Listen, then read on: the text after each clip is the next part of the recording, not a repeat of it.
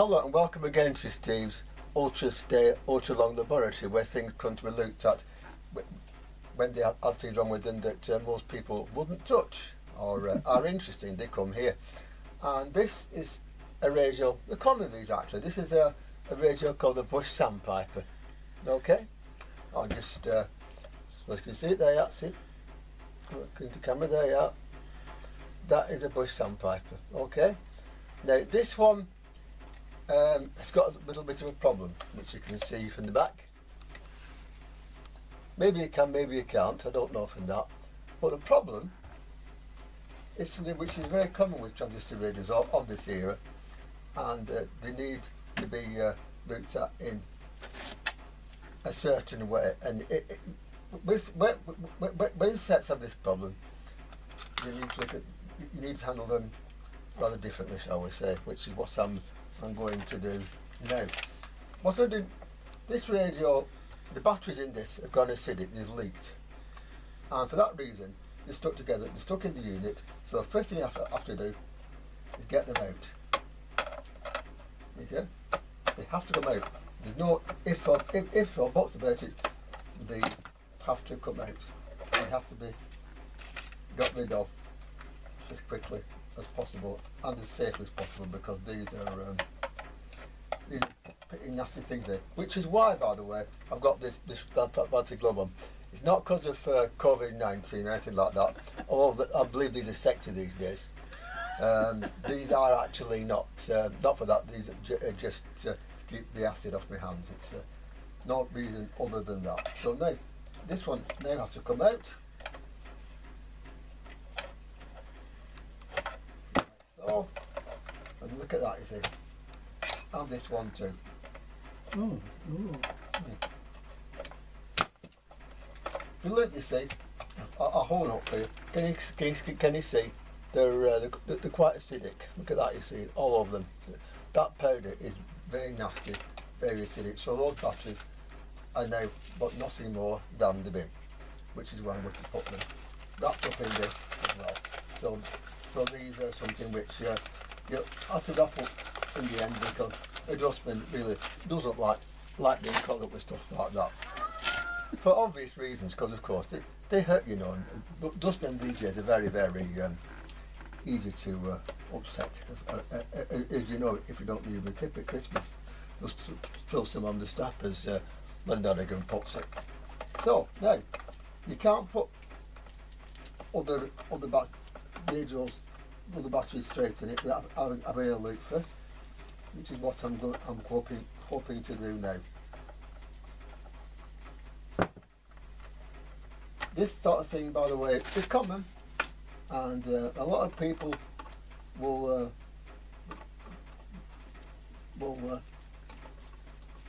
tend to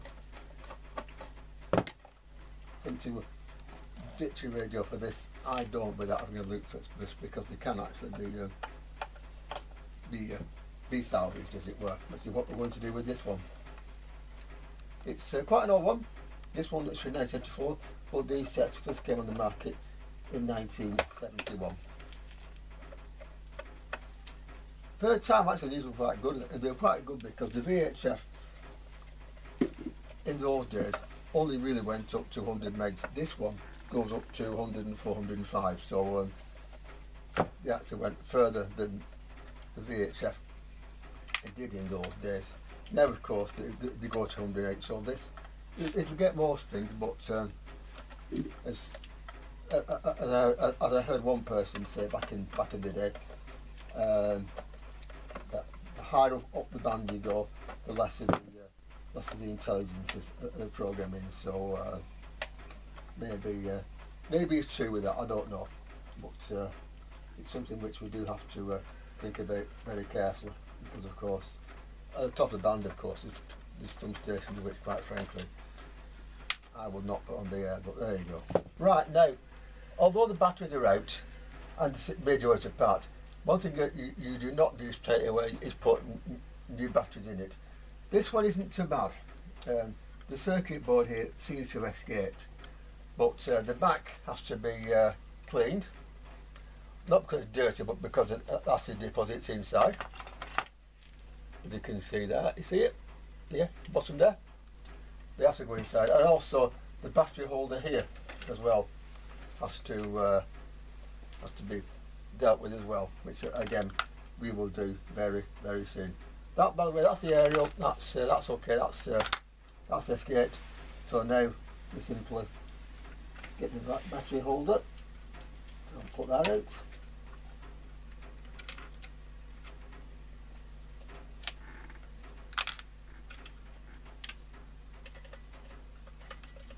Oh, it's the battery holder that it goes into, is it? Yeah.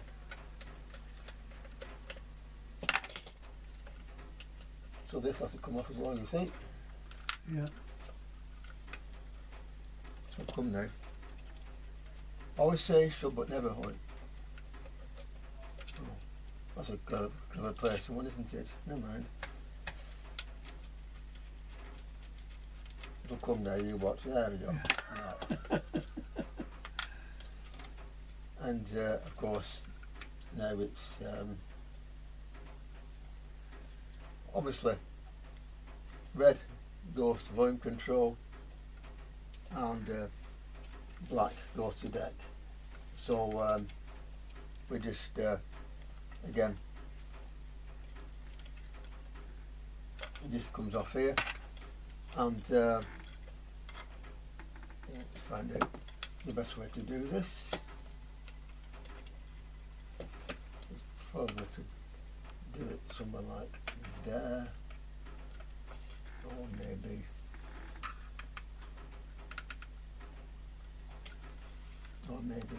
there, like so, and that red one will have to come off, won't it? it will, yeah, take that one off there, like that, as it comes, there you go. And the cap as well, which also comes off up there, like so. So that and that, they're going to kitchen. The radio itself does appear to be okay. It looks a good neck. Yeah, maybe it does, but there you go. So yeah. So first of all, we just take out this off here, like so. Take all this out of here like that. That goes aside for a minute, and this lot now. So what we do is rotate it like that. Get that off. Clean this off for a minute like that. Does the clip come off very easily? It does, yes. And so now, this and that go into the kitchen to be washed, and then meanwhile, when it's back, I can put some battery in it and see if the board has survived. Right, well, here is the Bush radio part of the set, and this one actually has actually got away very well with this. Actually, I caught it in time, like I said earlier. So there's no damage to the printed circuit board at all, and no damage anywhere in here actually. So this looks as though it might be okay. I'll put it back together again properly, just for testing, but it might have to come again because there's two caps here which I may or may not change depending on. Probably won't actually, because the sets at this age, they just work, and if they're working, I'm working back with them. As Leslie Jones say in television magazine, of course, let sleeping thoughts lie, and that, you know, and this is not one but I'm going to be saying, because it's to give a family heirloom, so you know, it's stopping here. But yeah, what if the circuit board has been got with acid or alkali from batteries? All you do, get a kettle of boiling hot water and wash the back of the board. Water and nothing else. Yeah. Any coils, take them out first. Give them a clean them. Zero them out with the meter. Make sure they're okay, and then put them back. And of course, also repair any tracks as well with the old soldering iron and bit of wire technique. And then you're ready to go. Obviously this particular set runs on 4.5 volts, so I can't put it on 9, but when it's ready I will run it, and hopefully we'll get this set working again. By the way, when the sets come out of the case comes out of being repaired, quite often actually you find that it does tend to have this other little issue, so that will have to be cleaned as well, which also is something I will do at the end. But cleaning I will do as soon as we know the set works. Of course, mend it, then clean it, mend it, then clean it, and so now. Also, that has to be glued back in, and also with this one, when the battery contacts came apart, which I've glued, and that is going to be going back into the set. And then of course I'm going to put battery in it when it's all put together. So this one has survived fairly well. Switch it. If it's a switch, by the way, if it's not on the board, then get one for another set and put that one in. If it is on the board, you could do so at the same. But otherwise, again, just water and clean with it switched off. That's also with it switched off. Transformers again can normally get something which will go. But IFs again, just take them out and clean them. And so from that, hopefully, we should soon have a working set. By the way, with this one actually, while I'm here, I wonder if I can check the speakers okay. So this one isn't so bad actually, but if they are, just keep at them, get them clean, them, get them right, and they will go again in most cases. I must say not all, but in most cases they can be put right. So as always, keep at it. Anything can be most of it, anything can be repaired. This problem, by the way, it's best not to have it in the first place, rather than I'll have to sort this out. But unfortunately, you don't sort these things out on these radios sometimes, because people put them away with batteries in, and next thing we know, they come out and the battery leaks, which is what's happened here. Right, well, at this point now, this radio is in fact now working. A couple of things I rather didn't explain too well actually. With printed circuit boards, after going over one side with distilled water, you then go through with alcohol and a toothbrush, yours or somebody else's, but fairly clean, and then also anything else like switches and things you also need to clean. Also with this, by the way, I found that the dark plug on the back for the earphone is stopped working as well, so that's out of circuit now, and so there we are, a working radio that I now have to try and put back together again, which is not easy because the plus terminal fell away again. So I'll have another go at that, one way or the other. Maybe dig something off another scrapper, because of course this was where most of the problem was, and then put it together, give it a clean, and this radio has come back again literally from the dead. Right, well at this point I've now got the batteries in and of course working as well. It's not working quite right. What I've done, I put a screw in the end and a bolt and a washer, and it was glued to the plastic here, and that holding them in place. Not mention anything sexual. And there you are. It works. It works well. But obviously, I haven't got the. What you would write in a text to me. I haven't got it down properly yet, so there's a problem there.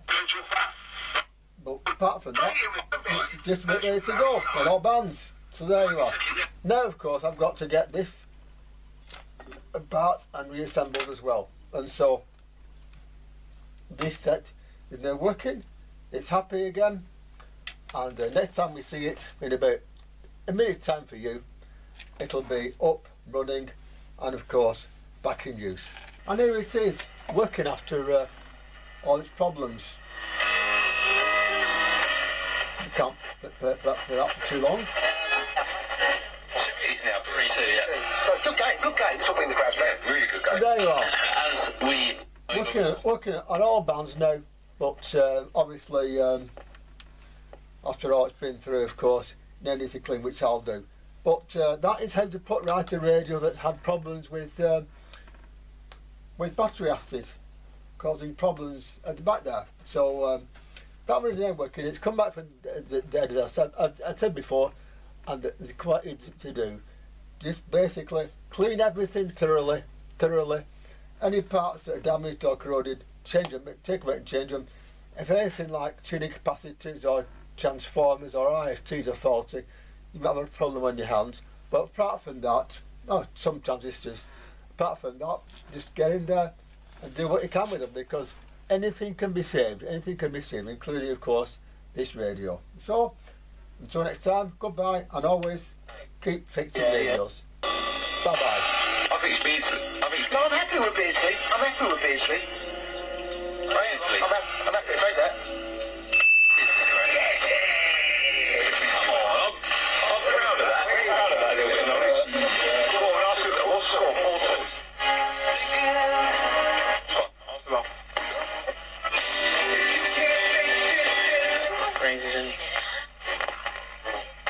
La pata abajo del culo, porque no me sienta bien.